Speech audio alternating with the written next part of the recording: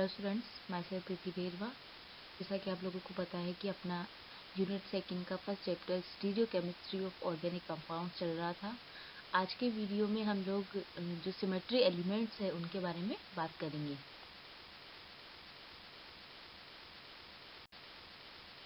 पिछले वीडियो में मैंने आप लोगों को बताया था कि किसी भी जो ऑर्गेनिक कंपाउंड्स है उनकी ऑप्टिकल एक्टिविटी को हम कैसे निकाल सकते हैं। तो उसके बाद है कि स्पेसिफिक रोटेशन आता है, विशेष घूर्णन आता है, वो कैसे निकालते हैं, उसके फॉर्मूले की बात यहाँ पर करते हैं। किसी भी कंपाउंड की ऑप्टिकल एक्टिविटी को उसके स्पेसिफिक रोटेशन के द्वारा हम क्या करते हैं, नोट कर सकते हैं या उसको व्यक्त कर सकते हैं। जो किसी भी जो कंपाउंड है उसके लिए एक डेफिनेट मतलब निश्चित होता है स्पेसिफिक रोटेशन, मतलब अगर डिफरेंट कंपाउंड्स है तो उनका स्पेसिफिक रोटेशन भी डिफरेंट होगा। पोलरोमीटर के द्वारा हम रोटेशन की मात्रा को ज्ञात कर लेते हैं और स्पेसिफिक रोटेशन नहीं, मतलब जो हमने पिछले वीडियो में जो पोलरोमीटर देखा था उसके थ्रू हम क्या ज्ञात करेंगे, रोटेशन की क्वांटिटी ज्ञात करेंगे, लेकिन स्पेसिफिक रोटेशन हम उसके थ्रू ज्ञात नहीं कर सकते। रोटेशन को अफेक्ट करने वाले जो डिफरेंट जो फैक्टर्स थे उनको ध्यान में रखते हुए हम यहाँ पर स्पेसिफिक रोटेशन की मात्रा को कैलकुलेट करते हैं और उसके लिए यहाँ पर एक फॉर्मूला दिया गया है। स्पेसिफिक रोटेशन जिसे हम अल्फा से डिनोट करते हैं इज इक्वल्स टू अल्फा प्रेक्षित अपॉन एल इंटू सी। यहाँ पर अल्फा प्रेक्षित क्या है, ऑब्जर्व रोटेशन है, और स्मॉल एल क्या है, जो हम ऑब्जर्वेशन जो ट्यूब होती है हमारी उसकी लेंथ कितनी है। पोलरोमीटर में आप लोगों ने देखा होगा प्रेक्षण जो नलिका है उसकी लेंथ है डेसीमीटर में, और स्मॉल सी क्या है, पोलरोमीटर ट्यूब में जो हम सॉल्यूशन मतलब जिस कंपाउंड का रोटेशन निकालना है उसका सॉल्यूशन भरते हैं उसकी कंसंट्रेशन है ग्राम में। और यहाँ पर जो हम आप लोग देख रहे होंगे कि जो स्पेसिफिक रोटेशन है वहाँ पर T डिग्री सेंटीग्रेड लिखा हुआ है, वो क्या है, सॉल्यूशन का टेम्परेचर है, और लेमडा क्या है, प्लेन पोलराइज्ड लाइट की वेवलेंथ है। तो इस फॉर्मूले के थ्रू हम किसी भी कंपाउंड का स्पेसिफिक रोटेशन ज्ञात कर सकते हैं। जनरली इस एक्सपेरिमेंट में जो लाइट हम यूज में लेते हैं वो सोडियम की डी रेखा होती है, जिसकी वेवलेंथ कितनी होती है, 5896 एंगस्ट्रॉम होती है।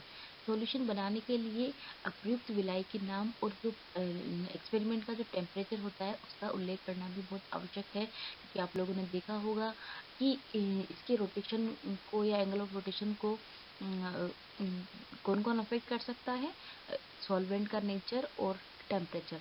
इस प्रकार किसी स्पेसिफिक सॉल्वेंट में बने पदार्थ के 1 ग्राम पर मिलीलीटर कंसंट्रेशन वाली विलियन की 1 डेसीमीटर लंबाई में से किसी विशिष्ट टेम्परेचर पर प्लेन पोलराइज्ड लाइट को प्रभावित करने पर उसके प्लेन की जो अंशों में घूर्णन की मात्रा है उसको ही हम क्या बोलेंगे, स्पेसिफिक रोटेशन कहते हैं।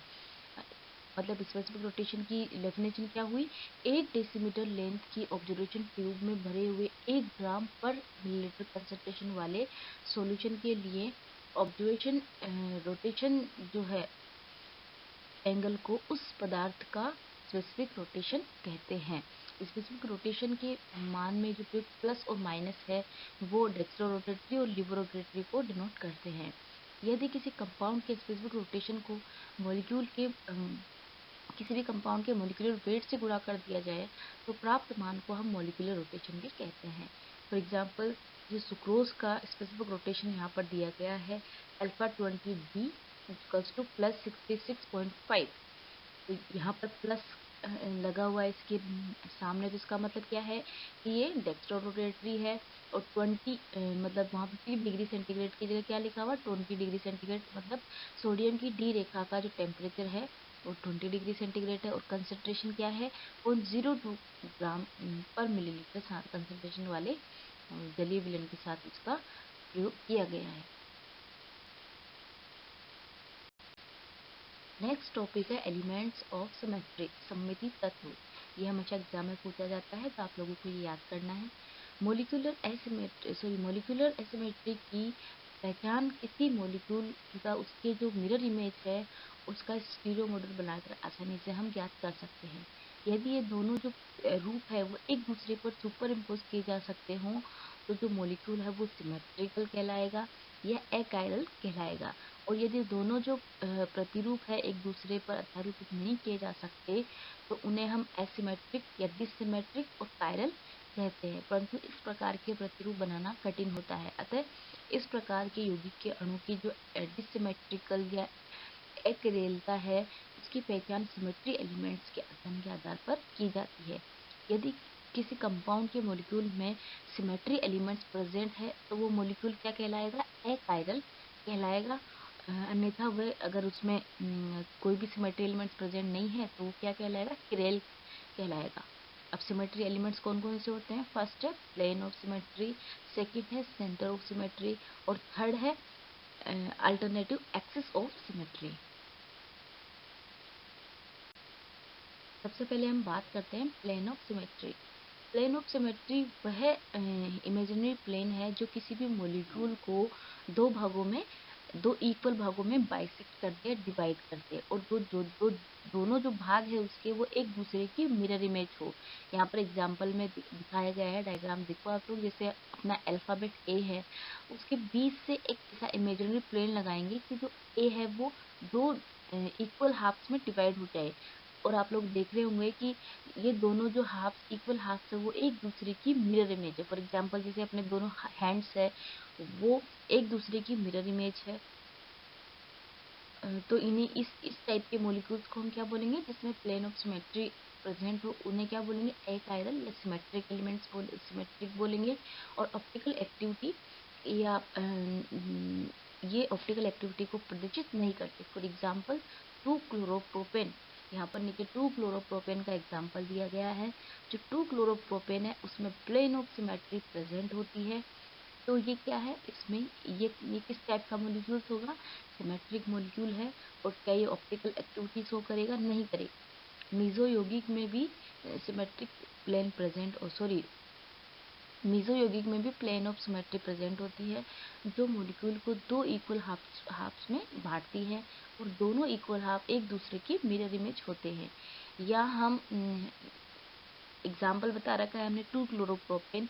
जब आप लोग क्लोरीन, कार्बन और हाइड्रोजन यहाँ से अगर एक प्लेन इमेजिनरी प्लेन पास करोगे तो जो मॉलिक्यूल्स के इक्वल हाफ से वो एक दूसरे की मिरर इमेज होंगे।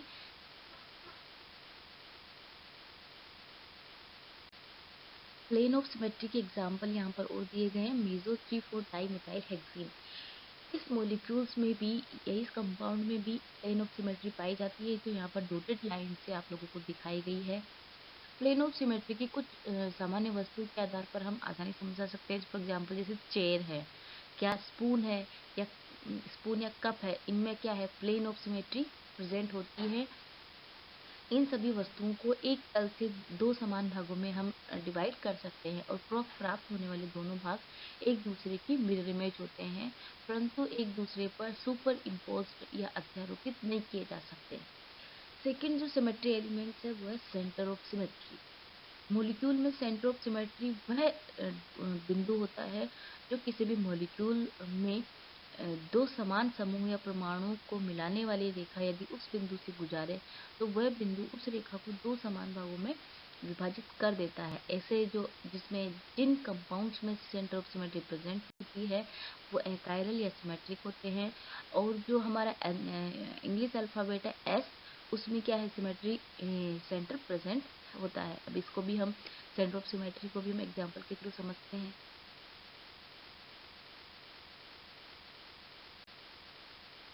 जैसा कि मैंने आप लोगों को बताया कि जो हमारा अल्फ़ाबेट एस है उसमें भी सिमेट्री सेंटर प्रेजेंट होता है। सिमेट्री सेंटर क्या होता है, किसी भी मॉलिक्यूल में वह बिंदु होता है जिसके अगर हम अपोजिट डायरेक्शन, दोनों अपोजिट डायरेक्शन में जाएं तो हमें सेम एनवायरनमेंट मिले, एनवायरनमेंट में सेम एटम्स मिले और सेम बॉन्ड्स मिले, तो उस बिंदु को हम क्या बोलेंगे, सेंटर ऑफ सिमेट्री बोलेंगे। और सेंटर ऑफ सिमेट्री जो होती है किसी भी मॉलिक्यूल में एक ही होता है और या फिर किसी मॉलिक्यूल में होता ही नहीं है। तो यहाँ पर डिफरेंट डिफरेंट मॉलिक्यूल्स के एग्जांपल दिए गए हैं। फॉर एग्जांपल जैसे यहाँ पर सुहार्स प्रक्षेपण दिया गया है, वेजलेस रिप्रेजेंटेशन दिया गया है। तो यहाँ पर आप लोग जब इनको बुक्स में देखोगे या जब आप लोग यूट्यूब पे सर्च करना इनको, इनकी जो 3D स्ट्रक्चर्स है उनको आप जब इमेजिन करोगे तो आप लोगों को इनमें सेंटर ऑफ सिमेट्री आसानी से दिख जाएगी। थर्ड एलिमेंट ऑफ सिमेट्री है एक्सिस ऑफ सिमेट्री या सममिति अक्ष। मॉलिक्यूल में एक्सिस ऑफ सिमेट्री वह एक्सिस होता है जिस पर कि मॉलिक्यूल को एक अगर हम निश्चित एंगल से रोटेट करते हैं तो हमें सेम स्ट्रक्चर प्राप्त हो जाए, मतलब जो मॉलिक्यूल की जो प्राइमरी स्ट्रक्चर थी उसके जैसी स्ट्रक्चर हमें प्राप्त हो जाए। तो हम देखेंगे अल्टरनेटिव एक्सिस ऑफ सिमेट्री, वह एक्सिस जिस पर कि मॉलिक्यूल को एक निश्चित एंगल से घुमाने पर प्राप्त संरचना का इस अक्ष के लंबवत तल पर दर्पण प्रतिबिंब प्रारंभिक अणु के अनुरूप हो। फॉर एग्जाम्पल जैसे जो सांद्रित मीजो 3,3 डाइक्लोरो 3,3 डाइमिथाइल हेक्सेन जो है फर्स्ट जो है उसमें two fold axis of symmetry पाई जाती है। अगर हम फर्स्ट यहाँ पर जो नीचे एग्जांपल दी गई है उसको आप लोग देखिए। अगर जो हमारी फर्स्ट स्ट्रक्चर है, फर्स्ट जो कंपाउंड है, अगर हम उसको 180 डिग्री रोटेट कर देंगे तो हमें कौन सी स्ट्रक्चर मिलेगी? सेकेंड स्ट्रक्चर प्राप्त हो जाएगी। अगर हम अब सेकेंड स्ट्रक्चर प्राप्त हो जाएगी तो इसकी मिरर इमेज भी थर्ड स्ट्रक्चर है, इसकी मिरर इमेज थर्ड स्ट्रक्चर। अब ये जो थर्ड स्ट्रक्चर है वो फर्स्ट के सेम है, तो इसका मतलब क्या हुआ? इसमें एक्सिस ऑफ सिमेट्री प्रेजेंट होती है। जो हमारी फर्स्ट स्ट्रक्चर है उसे 180 डिग्री घुमाने पर सेकंड स्ट्रक्चर प्राप्त होती है। यदि सेकंड का मिरर इमेज थर्ड को देखें तो ये जो स्ट्रक्चर होती है फर्स्ट की समान ही है। इसी प्रकार सांतरिक मेजो टार्टरिक एसिड को 180 डिग्री घुमाने पर संरचना 5 प्राप्त होती है, जिसका जो मिरर इमेज होती है वो 4 और 6 स्ट्रक्चर के बराबर होती है। एसिमेट्रिक और chiral molecule without chiral centre. कुछ ऐसे कंपाउंड्स होते हैं जिनमें कायरल सेंटर प्रेजेंट नहीं होता, फिर भी वो ऑप्टिकल एक्टिविटी को शो करते हैं और ऑप्टिकल एक्टिव होते हैं। ऐसे यौगिकों के स्व एसिमेट्रिक होने के कारण होता है, मतलब वो खुद ही एसिमेट्रिक हो जाते हैं। फॉर एग्जांपल जैसे बाइफिनाइल यौगिक, यहाँ पर बाइफिनाइल की स्ट्रक्चर दी गई है। बाइफिनाइल जो कंपाउंड्स है उनमें 2 फिनाइल रिंग एक एक सिंगल बॉन्ड के मतलब sp2 सिंगल बॉन्ड के थ्रू आपस में जुड़ी हुई रहती है, और ये जो बॉन्ड होता है वो पाइवोटल बॉन्ड कहलाता है। क्रिस्टल स्ट्रक्चर में दोनों फिनाइल वाले एक ही प्लेन में होती है और जो मॉलिक्यूल होता है वो प्लेनर होता है।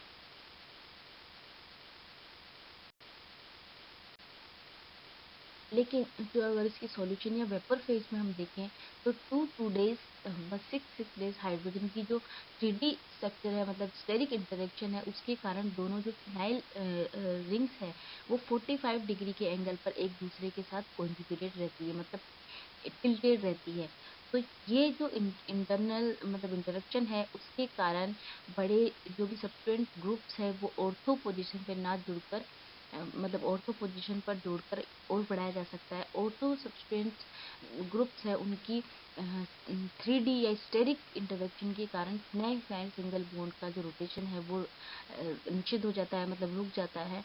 अतः जो बाइफिनाइल यौगिक है वो ऑप्टिकल एक्टिविटी को शो करते हैं।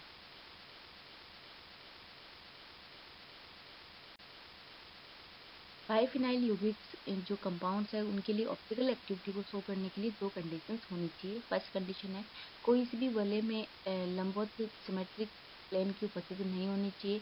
बाइफिनाइल की निम्नलिखित 2 मिरर इमेज संरचनाएं फर्स्ट और सेकेंड पर यहाँ पर हम विचार करते हैं, जिसमें दोनों फिनाइल रिंग एक ही प्लेन में नहीं है, अतः मॉलिक्यूल सिमेट्रिक नहीं रह पाता और कायरल हो जाने से सेकेंड जो मिरर इमेज है वो शो करता है। सेकेंड कंडीशन है कि ऑर्थो पोजीशन पर बड़े ग्रुप्स प्रेजेंट होने चाहिए। ऑर्थो पोजीशन पर बड़े ग्रुप प्रेजेंट होंगे तो जो बाइफिनाइल का जो बॉन्ड है उस पर रोटेशन पॉसिबल नहीं होगा। रोटेशन पॉसिबल नहीं होगा तो इसके कारण ये ऑप्टिकल एक्टिविटी भी शो नहीं करेंगे। यहाँ पर सेकेंड जो डायग्राम दिए गए नीचे उसमें आप लोगों को बताया गया है कि इसके ऑर्थो पोजीशन पे जो बड़े समूह प्रेजेंट है तो ये क्या करेंगे? ऑप्टिकल एक्टिविटी प्रदर्शित नहीं करेंगे।